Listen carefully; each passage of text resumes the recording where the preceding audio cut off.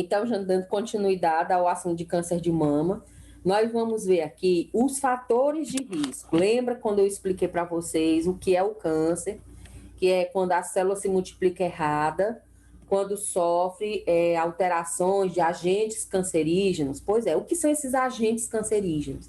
É o que a gente chama de fatores de risco. E o que são fatores de risco? São situações ou condições que aumentam a chance de você desenvolver tal doença, tá? Em relação ao câncer de mama, o principal fator de risco está ligado à idade, aos fatores genéticos e os fatores endócrinos. O que é essa questão da idade? Quanto maior a sua idade, quanto mais velho é a mulher, maior a chance dela ter câncer de mama. Existem mulheres jovens, com 20, 30 anos, que podem surgir câncer de mama? Pode, gente, mas é muito mais difícil. Câncer de mama é um câncer, na verdade, a maioria dos cânceres eles surgem mais na terceira idade, a partir dos 50, 60 anos, tá bom? Pode acontecer com jovens, pode, principalmente porque hoje existe uma mudança muito grande no estilo de vida que aumenta as chances de você desenvolver um câncer, tá? Então, os fatores de risco estão ligados à idade, ou seja, quanto mais velho, maior a chance de você desenvolver, aos fatores genéticos, que é aquela questão de ter herdado da família. No caso de câncer de mama, a gente herda do lado da mãe, né? E aos fatores endócrinos. Vocês devem ter visto a anatomia, o sistema endócrino, que é o sistema que está envolvido com os hormônios, tá? Então, em relação... Porque, assim, como eu disse, cada câncer vai ter o seu fator de risco, os seus fatores de risco. Em relação ao câncer, é a idade avançada, é a questão hereditária, né, os fatores genéticos, e a questão hormonal. São os fatores que estão mais relacionados com o surgimento do câncer. Sendo que a idade constitui o mais importante fator de risco para ter câncer de mama. Uma pesquisa foi feita que de 70% a 80% das mulheres com câncer foi feito um estudo, e nesse estudo, 70% a 80% das mulheres com câncer tinham mais de 50 anos. Ou seja, a partir dos 50 anos é que aumenta mais a chance de você ter câncer de mama. E a mortalidade também aumenta com a idade. Quanto mais velha a pessoa for, maior a chance de morrer do câncer de mama, tá certo? Mas aí, foi desenvolvido duas tabelas, né? Uma com os fatores de risco que a gente chama... Cadê? Não aparece mais, não? Uma que a gente chama fatores de risco baixo e a outra é fatores de risco elevado. Nós vamos estar lá no outro slide. Qual é a diferença? É assim. Câncer de mama é um câncer que atinge as mulheres. Outra pergunta. Atinge homens? Muito, mas muito raramente, tá? Porque o homem, ele não tem a mama desenvolvida. E o câncer de mama, ele atinge justamente aqueles alvéolos.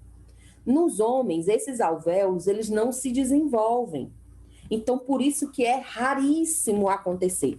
Já teve casos, existem casos, mas é muito raro. Então, câncer de mama é em mulher, né? E aí, só em você ser mulher, já é um fator de risco para você ter câncer de mama. Você nasceu mulher, já é um risco para você ter câncer de mama. Mas tem mulheres que têm mais chance, tem outras que têm menos, que não tem tanta chance assim. Então, por isso que foi dividido nos fatores de risco baixo e fatores de risco elevado.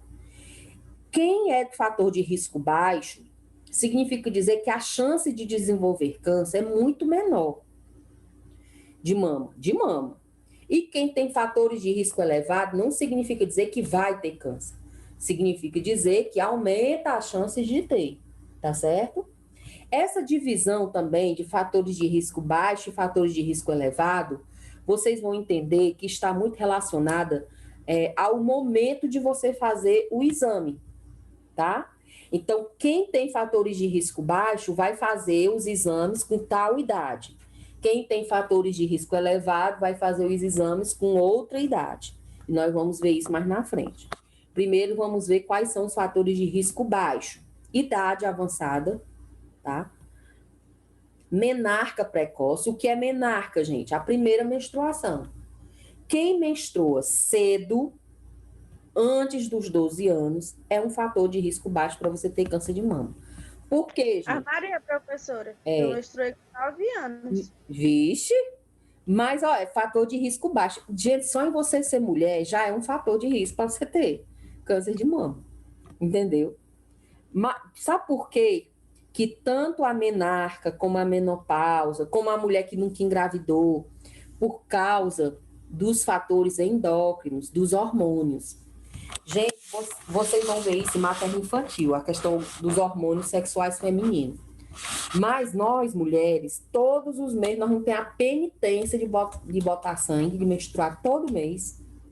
E essa menstruação, ela ocorre por fatores hormonais. Nosso corpo é um sobe e desce de hormônio o tempo todo. E tem um hormônio chamado estrogênio, que é um hormônio sexual, que está relacionado ao ciclo menstrual, que esse hormônio aumenta a chance de você ter câncer de mama. Tá certo? Aí o que é que acontece?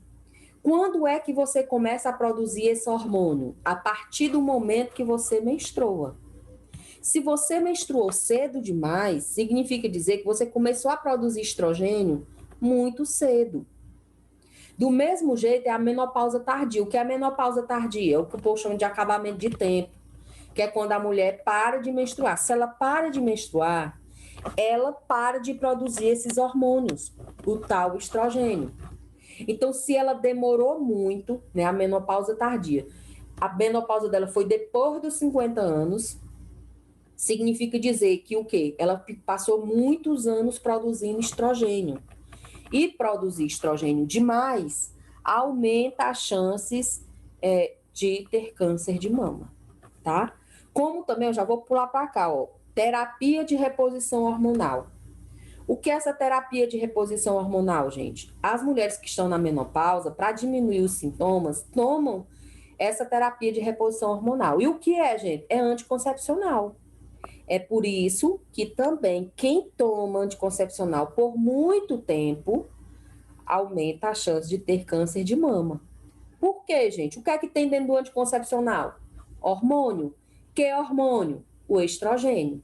Então, você imagine, quando você começa a menstruar, você já produz estrogênio. Você começa a tomar anticoncepcional, que tem estrogênio dentro, então está aumentando mais ainda a quantidade. Então, o estrogênio aumenta a chance de você ter câncer de mama. Por isso que tudo que está relacionado aos fatores endócrinos, aos hormônios, principalmente o estrogênio, é um fator de risco, tá? Primeira gravidez após os 30 anos. Por quê, professora? Porque uma pessoa que engravida depois dos 30 anos, ela vai ter poucos filhos, porque a fertilidade dela já está reduzida. E você ter muito filho protege você contra o câncer de mama. Por quê, gente? Porque quando você está grávida, você menstrua? Não.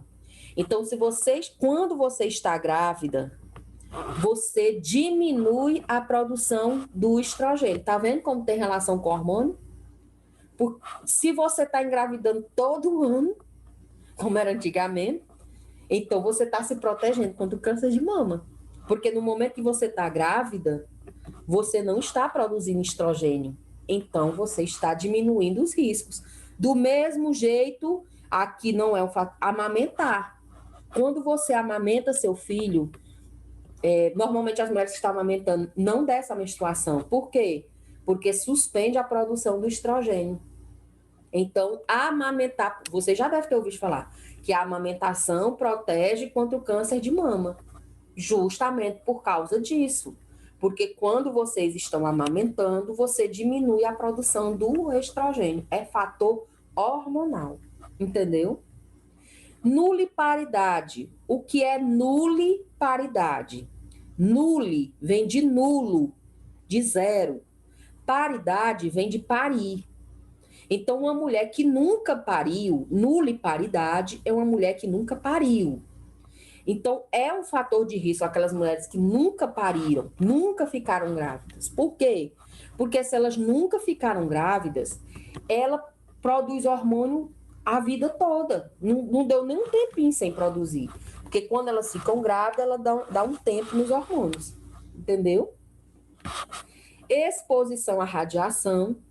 Aí, a radiação, ela aumenta a chance de você desenvolver não só o câncer de mama, mas também outros cânceres também. A terapia de reposição hormonal, que eu já expliquei, que são os anticoncepcionais, é o tratamento da menopausa, que é com anticoncepcional também, aí tem aquela questão do estrogênio. A obesidade é também um fator de risco para muitos cânceres, gente. A obesidade, o excesso de peso, ela interfere justamente na hora dessa divisão celular. E aí aumenta o risco dessa célula nascer defeituosa, tá? Ingestão regular de álcool, o álcool também aumenta, da mesma forma da obesidade, da mesma forma o sedentarismo, porque o sedentário, você fazer atividade física, você está gastando energia, você está movimentando seu corpo, com isso diminui o risco de você ter obesidade.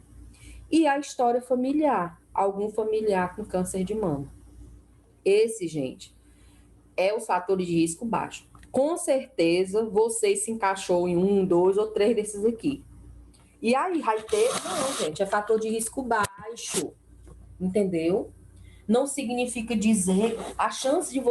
Só em você ser mulher, você já tem chance de desenvolver. Mas isso não quer dizer que você vai desenvolver.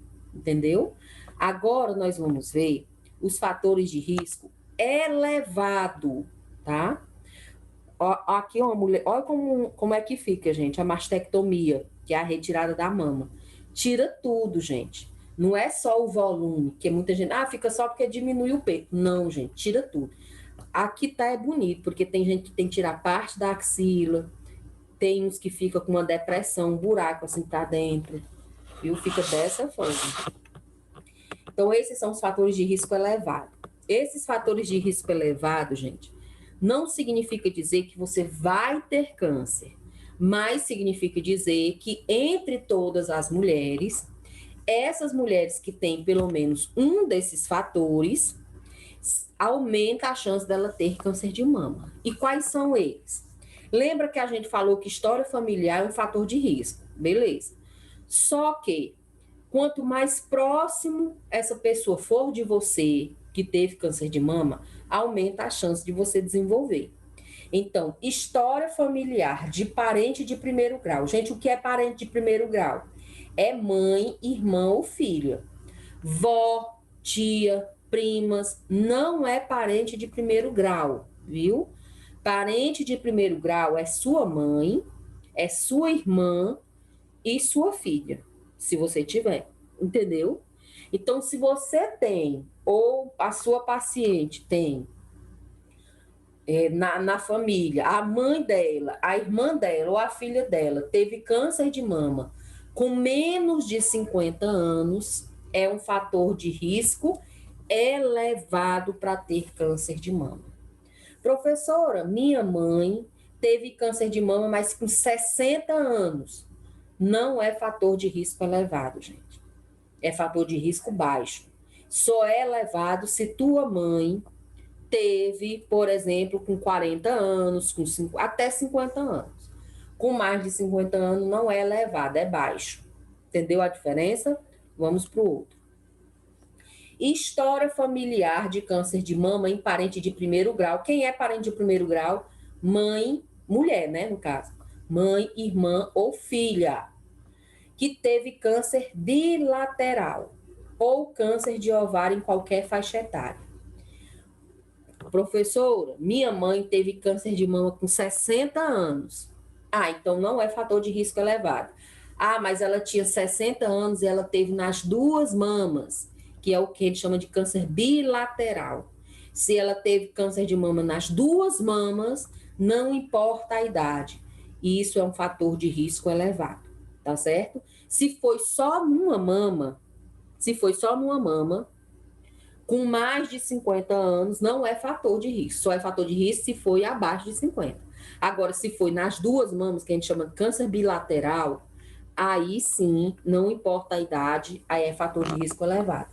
Ou se sua mãe, sua irmã ou sua filha teve câncer de ovário também, em qualquer idade, é um risco elevado. E por que o câncer de ovário, gente? Mais uma vez, porque o câncer, a mama, ela faz parte do aparelho reprodutor feminino e ela está diretamente ligada a todos os órgãos genitais, aos ovários, ao útero.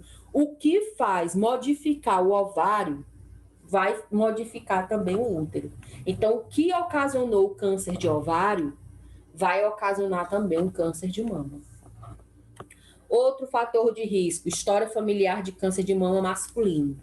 Gente, se você teve um primo de segundo grau, um homem, porque é tão raro, gente, é tão raro um homem ter câncer de mama, que se tiver na sua família, mesmo sendo um parente muito longe, é um fator de risco elevado para você. Por quê? Se até os homens estão tendo, imagina as mulheres. Tá entendendo? Então, história familiar de câncer de mama masculino é fator de risco elevado para ter câncer de mama. E, por último, outro fator de risco elevado são aquelas mulheres com diagnóstico histopatológico de lesão mamária proliferativa com atipia ou neoplasia lobular in situ. Professora do céu, o que é isso? Isso, gente, é aquelas mulheres que encontram um nódulo na mama, vai lá no médico, aí o médico diz, não, esse nódulo aí não tem problema não, isso aí não é câncer não. É normal, é os hormônios. Tá entendendo? É um nódulozinho que é normal aparecer em mulheres, porque é hormonal. Os hormônios, alterações hormonais, fazem muitas mulheres apresentar essas lesões mamárias proliferativas. O que é proliferativo? Se proliferar, crescer. É um tumor benigno, tá? Com atipia. O que é atipia? Com células diferentes, né? Ou neoplasia, que é o tumor lobular in situ, que é um tumor benigno na mama. Professora, quer dizer que quem tem aqueles nódulos na mama vai virar câncer? Não, gente. Aquele nódulo lá que tu tem, ou aqueles que você tem, ou que sua vizinha tem, não vai virar, não vira. Mas, se você tem aquele nódulo, significa dizer que a chance de você desenvolver um câncer de mama é maior. O que foi, velho? Entendeu? A chance de desenvolver o câncer de mama é maior. Não é que aquele nódulozinho vai virar câncer. Ele não vira, ele vai... Ou ele vai desaparecer, ou vai ficar daquele jeito, ou crescer, mas ali não vira câncer. Agora, se ele tá ali, a chance de você ter nascer um câncer é maior. Por isso que é um fator de risco e essas pessoas têm que ficar fazendo acompanhamento mais cedo para diagnosticar, se tiver, diagnosticar mais cedo. Então, gente, é os 4 fatores de risco elevado para uma mulher ter câncer de mama. E vocês vão entender agora por que tem essa diferença. Porque, dependendo do risco, você vai fazer os exames mais cedo ou mais tarde, tá bom? Se o fator de risco não é nenhum desses aqui, é classificado como fator de risco baixo. Ou, se tiver algum deles, é fator de risco elevado. Entenderam, gente? Alguma dúvida? Vocês estão dando para entender? Eu estou entendendo. Tá, né? Eu também, professora. Não? Não sei se é porque a professora explica bom e também esse assunto é muito interessante também para a mulher. Demais. Eu disse para vocês que agora os assuntos iam ser melhor. Aquela ali era muito chato, mas aqui são melhorzinhos. Então, gente, vocês não esqueçam que tem detalhes. Por exemplo, se eu perguntar na prova, olha a questão de prova aí. Uma mulher que teve a mãe com 60 anos, que teve câncer de mama, é um fator de risco elevado? Não. Não. Agora, se com 60 anos ela teve câncer de mama nas duas mamas, é fator de risco elevado? Não? Por quê? É Porque sim, professor. entendeu? Então, é essas pequenas coisas que vocês têm que observar, tá bom? Agora, deixa eu ir aqui para frente, cadê? Pronto. E aí, A senhora coloca uma pergunta tão grande e a resposta é uma coisinha de nada. Se não prestar atenção, tira 0. Mas sabe por que é? É porque a gente está perdendo o costume da leitura. A leitura, ela é importante para vocês, assim, saber interpretar. Então, eu boto mesmo, porque é para vocês ler mesmo. Eu boto para vocês fazer essas questões desse tamanho, vixe, professor, desse tamanho. Por quê? Porque ele força a ler o conteúdo todo para poder responder, que senão tu não consegue. E a leitura a gente diz assim, uma coisa que você vê uma vez, você não aprende ela de uma vez só. Quando você vê a primeira vez, é só para você ter o conhecimento, assim, para você saber mais ou menos do que está acontecendo. Da segunda vez, você já lê com mais cuidado, que ali já está clareando suas ideias. Na terceira vez é que você vai aprender. Então, para você aprender algo, para você entender algo, você tem que ler no mínimo 3 vezes. Então, quanto mais você lê uma coisa, mais você vai aprender ela. E aí, você lê aquelas perguntas lá que eu botei na prova, bem cumpridas. Você lê uma vez, normalmente, quando você lê só uma vez, você passa por cima de algumas palavras. E, às vezes, uma palavra modifica todo o sentido. É por isso que a gente tem que ler, pelo menos, umas 3 vezes a mesma coisa para poder entender. Entendeu?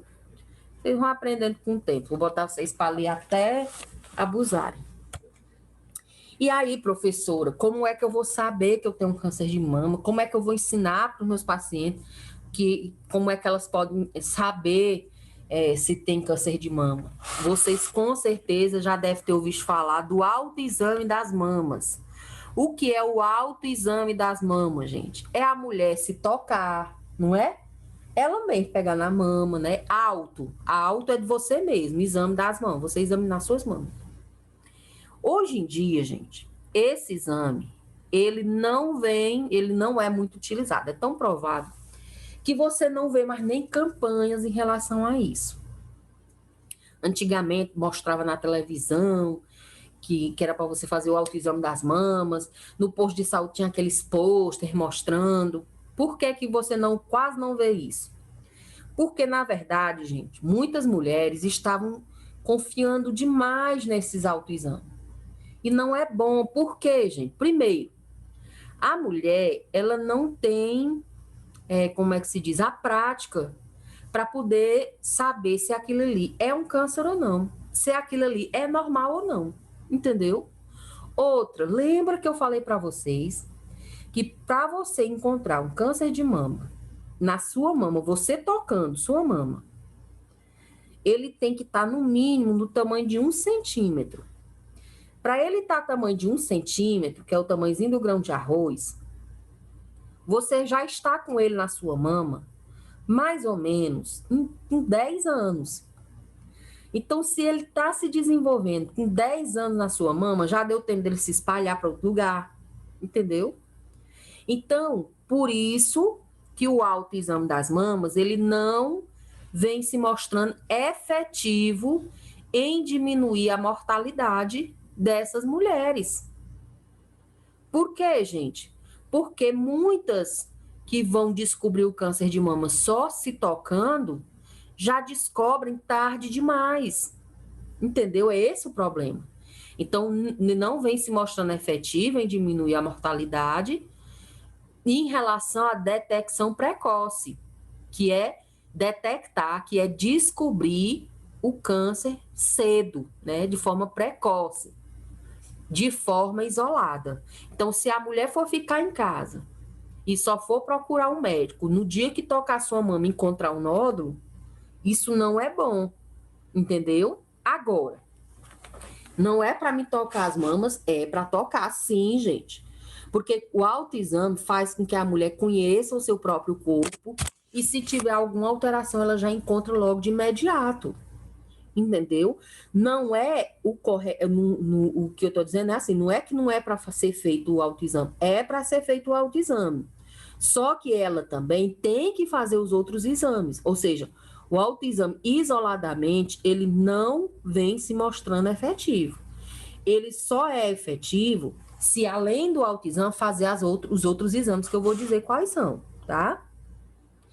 E é importante a gente também esclarecer que a mulher ela tem que se olhar, ela tem que se apalpar, sentir suas mamas, porque qualquer coisa, se você é acostumada a ver o seu corpo, a conhecer o seu corpo, tiver qualquer coisinha diferente, você já percebe de imediato, tá? E aí, se encontrar alguma coisa, na presença de alguma alteração, procurar imediatamente o profissional de saúde, tá certo? Como é feito esse autoexame das mamas, gente? Como é que é feito? Na verdade, hoje a gente nem ensina muito às mulheres, a gente só diz que é para elas se tocar, tá? Mas se você for ensinar, você ensina dessa forma. Ela tem, de preferência, fazer o autoexame depois que ela menstruou. Por quê? Antes da menstruação, a mama ela não fica mais inchada, ela não fica mais dolorida. Pois é. E aí, normalmente, nessa época, você sente dor, aí você pensa que é alguma outra coisa. E não é, é só por fatores hormonais que ela tá daquele jeito. Então, depois que você menstruou, que acabou a menstruação, aí você faça o exame das mamas. E só serve se você fizer todos os meses. Por quê, gente? Porque se você for fizer uma vez na vida, como é que tu vai encontrar? Como é que tu vai se conhecer? Então, tem que ser uma coisa constante. Então, você vai para frente de um espelho, e sem a parte de cima, vai observar as suas mamas com os braços para baixo, como está aqui na imagem. E o que é que você vai observar? Se realmente está do tamanho que ele era antes, porque eu disse, vai ter uma diferençazinha. Se o bico está diferente, entendeu? Essas coisas. Depois disso, olhando para o espelho, você vai levantar as mãos e colocar atrás da cabeça. Por quê, gente? Porque aqui você vai movimentar suas mamas e também vai ficar exposta à axila. E aí você também para olhar se tem alguma alteração. Depois disso, você pega as mãos e coloca na cintura. Com isso, sua clavícula vai para frente. Então, você vai observar as mamas e também a clavícula. Com isso, você vai começar a tocar suas mamas. Pode ser no banheiro, pode ser deitado. No banheiro é bom porque você com sabonete vai ficando mais liso para você passar nas suas mamas por completo, tá bom? Mas pode ser onde você quiser. Você vai botar uma mão na cabeça, porque quando você coloca a mão na cabeça, você expõe sua mama inteira. E com a outra mão, você vai começar a fazer movimentos. Quais são esses movimentos? Tem que ser esses movimentos para você tocar em toda a mama. Primeiro, você faz movimentos circulares, começando de dentro para fora ou de fora para dentro. Importante que seja circular. Você vai botando com as pontas dos dedos, né, o indicador e o médio, vai passando, como se fosse fazendo um círculo na mama até chegar aqui no mamilo e observando se tem algum nódulo. Depois, você vem como se fosse uma espiral, de cima até o mamilo. Aí fica assim, ó, como se fosse puxando alguma coisa para o mamilo, com os dedos, ó. Com os dedos vai fazendo esse movimento. Depois você faz movimento de cima para baixo, de cima para baixo, na mama inteira.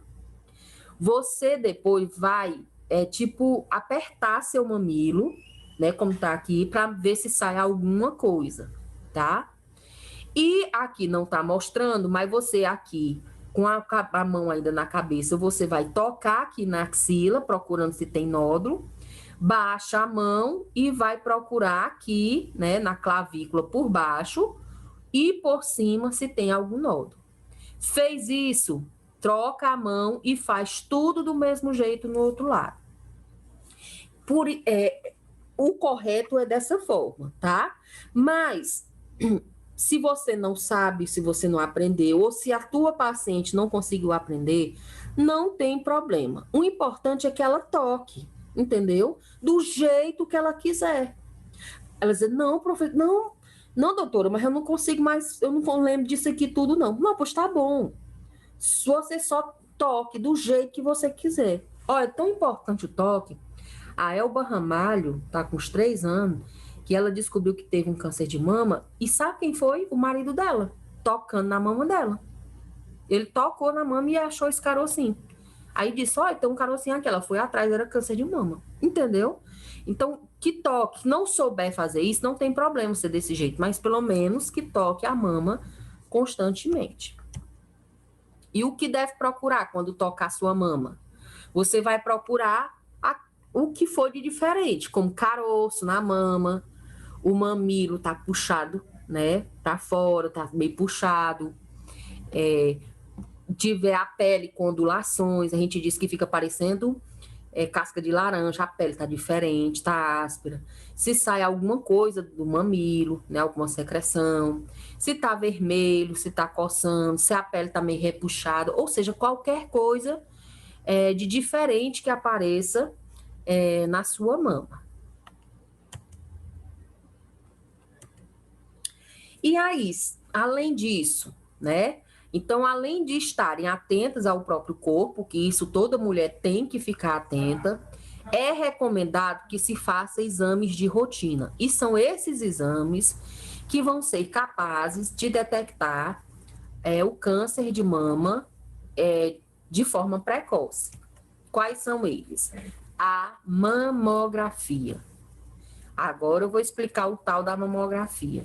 A mamografia, gente, ela é um exame por imagem, né? É um exame que você vai tirar foto da mama, né? É um raio-x da mama. Do mesmo jeito que faz raio-x da cabeça, do tórax, a mamografia é um raio-x, só que é um raio-x da mama. E ele é capaz de identificar nódulos mesmo antes de serem palpáveis, ou seja, ele minúsculo, você consegue palpar. Por isso que é importante fazer a mamografia. Porque mesmo que você não tenha sentido, mesmo que um nódulo esteja minúsculo, você... A Michelle está iniciando a gravação. Está iniciando novamente.